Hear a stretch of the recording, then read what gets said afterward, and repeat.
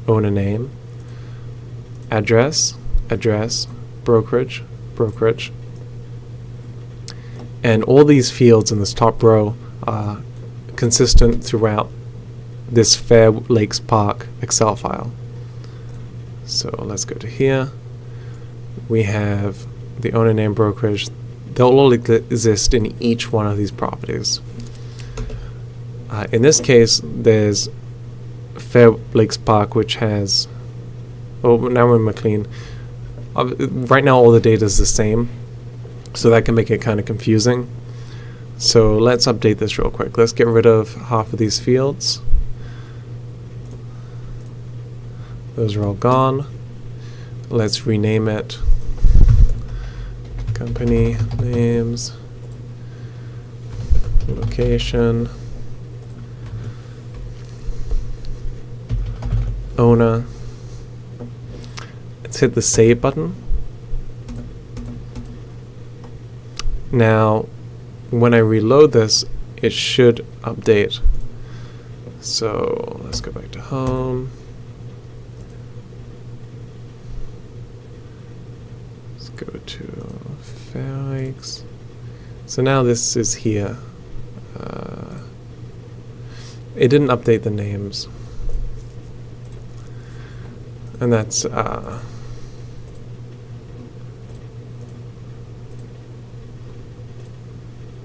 interesting.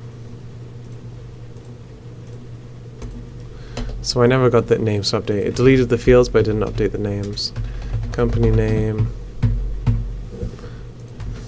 location, owner.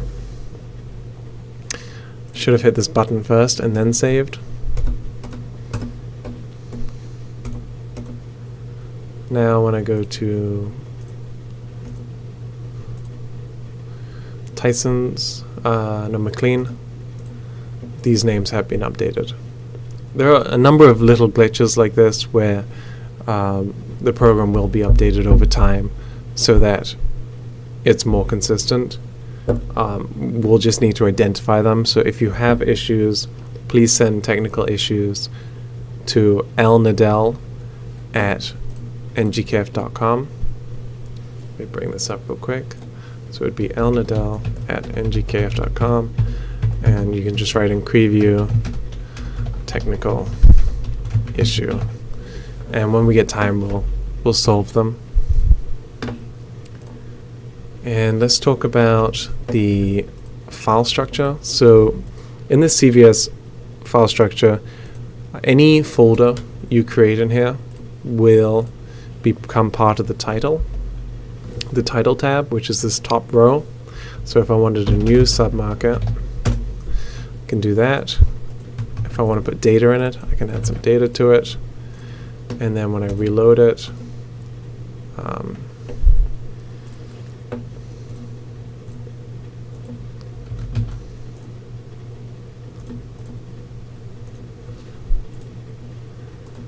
I have to reset the program in this case.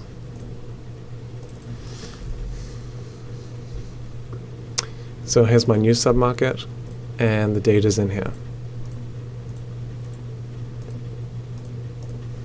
So that's how you create a new tab. The other way of creating a new tab is by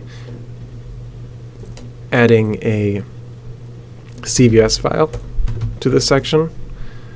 It has to be specifically in the CVS data root folder, and then when I reload it, that will also be a tab. So now we have the Fair Lakes Parks tab. The main difference is that a folder is the better way to go, even if you only have one Excel file, because the naming system works better for updating the file, which is a complicated technical reason, but I would just stick to putting it inside a folder like this new submarket. But the other key reason is you can have multiple files. So you can have multiple submarkets or areas if you use a folder. Another section is this KML data section. If you drop a KML file in this file from Google Maps, then it will show up on the map. So you can create a Google Maps. So we'll go to Google Maps. It's My Maps. Create a new map. Let's go to Tyson's VA. Let's name this Metro. If you name it specific names, it will give it specific items. In this case, we're going to use Metro, and we'll search for Metro. Metro Tyson's. So these are all the Metros in Tyson's. I'm going to click on them and add them to the map.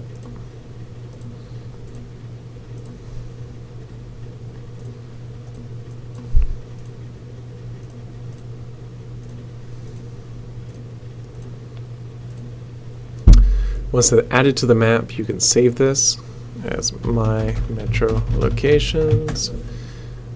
Save it as a KML file. So you go to Export KML. You have to choose this Export to KML file. Otherwise, it will save as the wrong file type. You download it.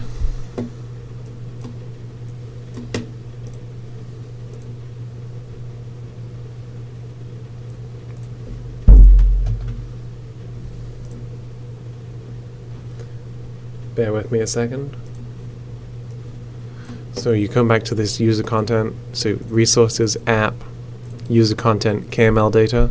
We're going to put this in the My Submarkets folder, My Metro Locations.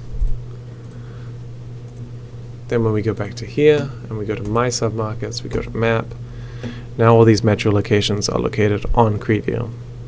And it is using the Metro icon because we set that as the name of the file in Google Maps. You can click on it and it brings the names over if it's done correctly. So that's a very useful feature for identifying metros. I don't remember all the icons that it supports, but I'll look into it if anyone has any questions about that. So the last thing we'll talk about is the Excel files again. You can delete any of these fields. So let's go back to our Excel file. Clean under My Submarkets. Once you've loaded the program into CREview, it will add these dot numbers and names before your actual header. That's just the way that the program organizes data. For example, this list has 0 here, 1 here, 2 here. That's the order numerically that it's going down. As you can see, owner company names is at the top of McLean. So if I go to McLean here, company name is at the top. Number 2, it starts at 0 and goes up. So number 1, 0 is company name, 1 location here, 2 owner. If you were to change this manually in this file, it would update in the program. So now I've made it 3 full company name, so this will drop down to the very bottom as it's the lowest number. The user photo folder is saved here. Right now it needs to be updated. The icons here, this is a blank icon that doesn't show up right now. Notes you don't need to worry about. The location is saved as longitude and latitude, which you can update these sections if you want to manually update the location. You can change the order. So right now, Grosvenor Properties is first because it's the highest up in this list. But if I took this bottom one, Tishman, and brought that to be higher than the Cushman, you could do that. So I'll insert a row. Unfortunately, my Excel skills aren't very strong, so you'll have to imagine because I don't want to look for it right now, but you can move this row above the top, or you can, if you want to bring it above the other ones. You can also add additional rows. So if we wanted to have whether or not it has a conference center, yes, no, yes. For a lot of people, this will be the easiest way to update, depending on how you work. So we've updated McLean in my submarkets. Save the changes. These files need to be saved as CVS files, comma delimited, so make sure you check that. Save the file. Go to my submarkets profiles. Once we go back to McLean, now we have the conference center tab. It's been reordered so that company name is at the top, and this conference facility is on all of them now. I keep jumping down, so it's McLean. Cleans up the top here, conference center. One thing to note is whenever you click on one of these icons, it reorders the submarkets or Excel files. So if I click on Fair Lakes Park, that will jump to the top of the list. When you have 100 so properties, this is a great feature. When you have 9, it's a bit confusing. But this is actually a good thing. So when you click on Tishman, it will actually organize it. So this is the first row you see when you have more than 9 properties, and that this is at the top of the list. So you can just scroll to the top. Okay, so one more thing I guess we should talk about is CoStar. So I'm going to log into CoStar real quick.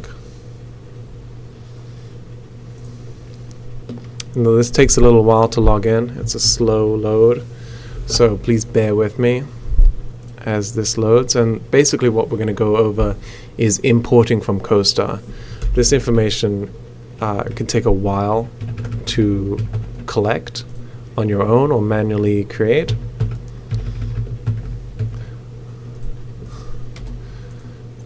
So this can be a way to jumpstart the process. There is an example of how to do this on the CREview website. And import database from CoStar. It's a great place to look. So the first thing you do is log into CoStar, then you're going to use the main menu navigation to go to surveys. So that's here. Go to surveys. Then select run survey. It should be on the left. Run survey. Select a client, select a requirement. Let's use this CREview one.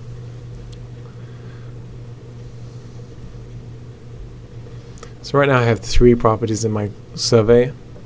You can add more by clicking add properties. So let's say we want to add the White House. Not sure if this is going to pop up. Let's find out. We'll just pick whatever comes up.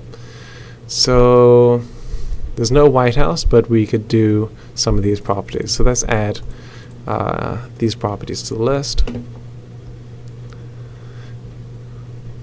Now we have a huge database of properties. We're going to check all of these and click Export Data. The main fields you want to definitely include are the longitude and latitude, so you don't have to find the building. So latitude, longitude. Next one you want to add is the building address, because this will auto-generate a folder in the building's photos folder, which makes it easier to add property photos later on down the line. I just recommend adding this. And then we'll add some other sections like this market name. None of these are as important as the other ones, but we're going to add them anyway. So we could do the owner name and sure, property type. Then you want to save it as a comma separated value file, so you have to change this drop down menu. Click export.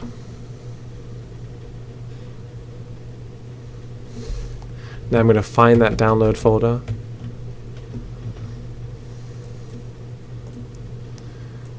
It should be called export 112. So let's take this file. Let's create a new one. We'll call this CoStar import just for clarity's sake. My CVS folder. And then we're going to call this my new database. Just to keep everything clear. So we should be seeing 1080 in this file once we load it up. So I'm going to reset CREview as we've added a new tab, and anytime you add a new tab you have to reset it. So here we go. CREview, the CREview launcher.